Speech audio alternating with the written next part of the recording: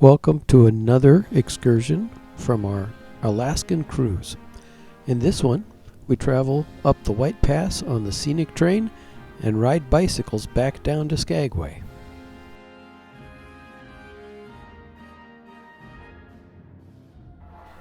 This is the Scenic train that takes you up the White Pass, which is the traditional route to the Yukon from Skagway that the miners took.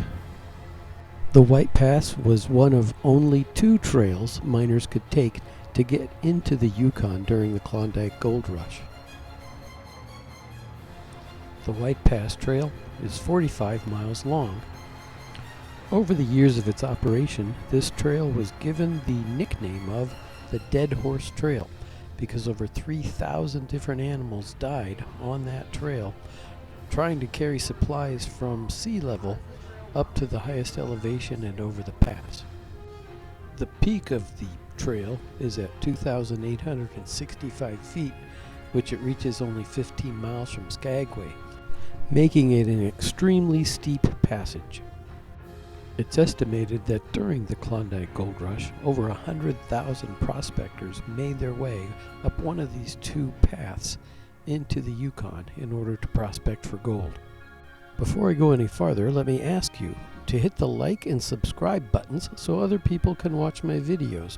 They won't find me without your help. In 1897, George Brackett, the former mayor of Minneapolis, Minnesota, began, with the help of his 7 sons, to build a toll road up the pass. The toll was set so high that the venture failed. In the course of their efforts, George and his sons used over 400 pounds of dynamite and blasting powder. Construction of the narrow gauge rail bed, which tourists ride on now, was begun in 1898 and completed in 1900.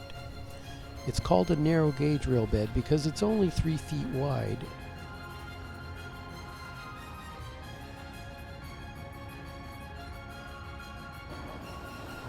So far you've seen video and pictures from the Skagway side of the pass.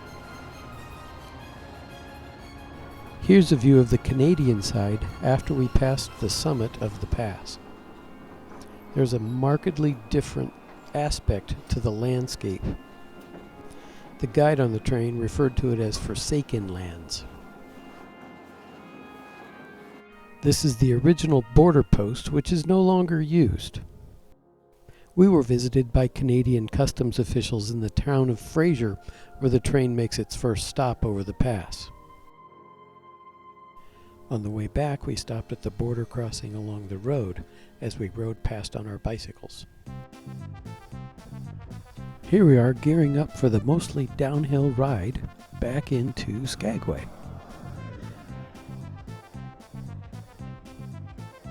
Because I know what it's like to watch someone's video as they ride their bike, I'm going to speed this up quite a bit.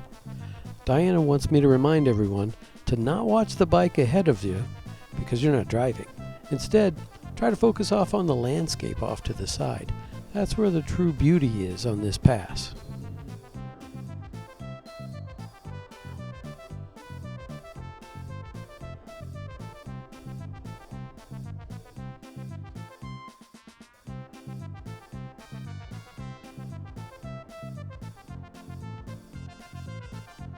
We are riding on the Klondike Highway. 15 miles of this road is in the U.S., and the rest are in the Yukon.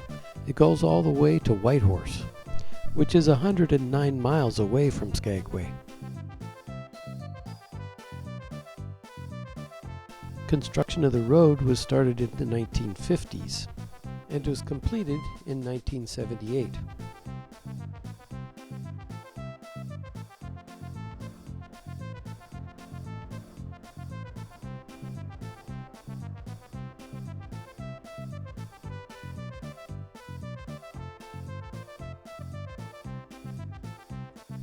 I'm pretty sure that every state in the U.S. has a Bridal Veil Falls. This is the Bridal Veil Falls on the Klondike Highway.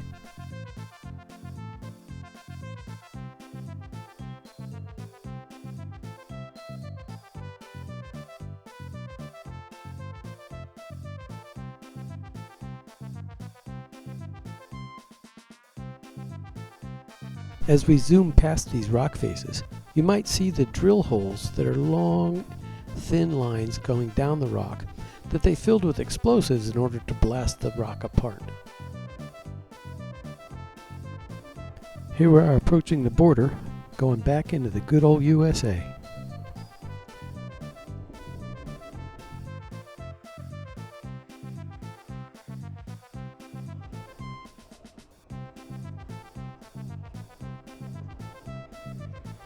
Here we are coming into the only uphill part of the entire ride. These bikes are kind of heavy.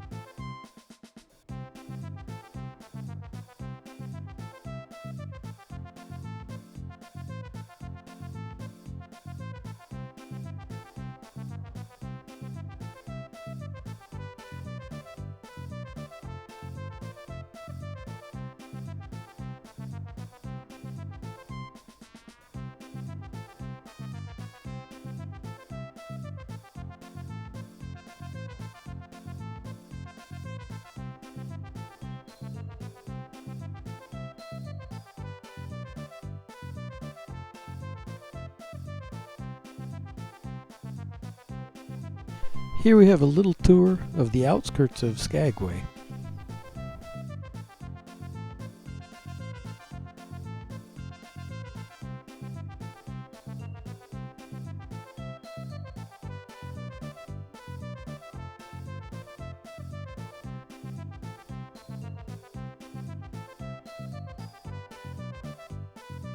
It didn't really seem to take too long to cover the 18 miles back into town, and since it was mostly downhill, it was fairly easy riding.